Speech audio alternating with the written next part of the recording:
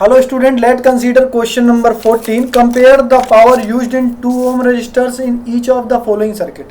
दो सर्किट्स हैं और उसमें 2 ओम रजिस्टर्स की जो पावर है उसको कंपेयर करना है। मतलब दोनों की पावर्स को पहले हम कैलकुलेट करेंगे अलग अलग और फिर उन्हें डिवाइड करके उन्हें आपस में कंपेयर करेंगे। तो देखिए किस तरीके से कर सकते हैं।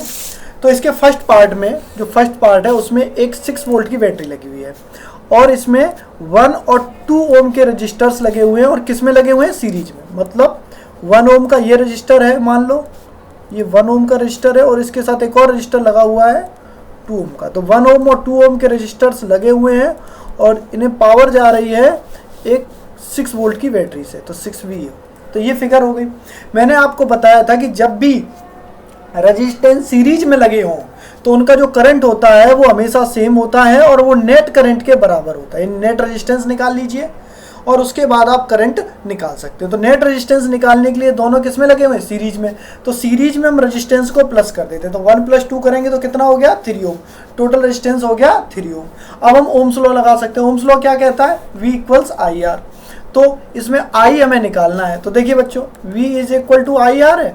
तो I की अगर वैल्यू निकालनी है तो जो R है वो कहाँ चला जाएगा, डिवाइड में। तो फार्मूला बन गया I = V/R। तो ध्यान से देखिए यही फार्मूला लगाया है, I = V/R। अब V की वैल्यू क्वेश्चन में कितनी दे रखी है, 6 वोल्ट। तो V की जगह हमने यहाँ 6 पुट कर दिया। R की वैल्यू टोटल रेजिस्टेंस कितना निकला, 3 ओम। तो R की जगह यहाँ पे क्या पुट कर दिया, 3 ओम। 6 को 3 से डिवाइड किया, 2 एम्पियर आ गया। तो मतलब 2 एम्पियर का करंट इस 2 ओम रेजिस्टेंस पे भी फ्लो कर रहा होगा और 2 एम्पियर का ही करंट 1 ओम के रेजिस्टेंस पर भी फ्लो कर रहा होगा, क्योंकि सीरीज में जो करंट होता है वो हर रेजिस्टेंस पर सेम रहता है। तो ये आपका निकल आया क्या, करंट निकल आया। अच्छा, अब करंट से हमें क्या निकालना है, पावर निकालनी। तो पावर का हमने फार्मूला क्या बताया था, पावर के हमने 2 फार्मूले बताए, I² R लगाएंगे और दूसरा V²/R लगाएंगे। इस फार्मूले को आपको तब लगाना है जब सीरीज में लगा हो और इस फार्मूले को आपको तब अप्लाई करना है जब पैरेलल में लगे हों। तो यहाँ पे सीरीज है या पैरेलल है, सीरीज है। तो आपको ये फार्मूला लगाना है I² R। तो फार्मूला फटाफट लगा देते हैं। तो देखिए ये हमने पावर का फार्मूला यहाँ लिखा है I² R। अब I की वैल्यू कितनी निकली है, I की वैल्यू ध्यान से देखिए कितनी निकली है, 2 एम्पियर। तो I² है तो यानी 2 बार इंटू कर दिया, 2 × 2 इंटू रेजिस्टेंस। किस रेजिस्टेंस पे पूछ रहे हैं, 2 ओम के रेजिस्टेंस पे क्वेश्चन ने पूछा हुआ है। तो इसलिए R की जो वैल्यू है वो 2 डाल दीजिए। एक बार मैं और एक्सप्लेन कर देता हूँ। यहाँ पर I² R है, ये I² R है। I की जगह क्या है, 2। तो 2 का स्क्वायर इंटू R। R की वैल्यू क्या है, 2। तो 2 का स्क्वायर 4 × 2 गिव्स मी 8। और इसकी यूनिट क्या होती है, वॉट। तो W लगा देंगे। तो ये आंसर आ गया पहले वाले का, किसकी जो पावर कंजम्पशन हो रहा है वो 8 वॉट का हो रहा है। सेकंड में 4 वोल्ट की बैटरी है और पैरेलल में लगे हैं 12 ओम का और 2 ओम का। तो इसमें पैरेलल में लगे हैं।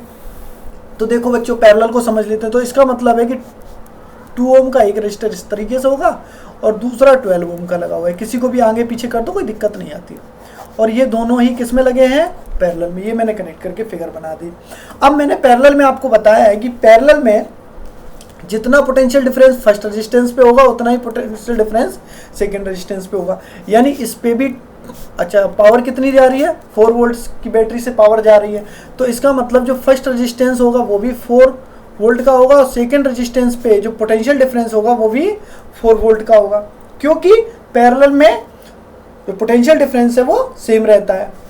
अच्छा जी, अच्छा पैरेलल के लिए मैंने यहाँ आपको बताया था, पैरेलल के लिए पावर का फार्मूला लगाते हैं V²/R। तो हमारे पास पावर का फार्मूला है V²/R।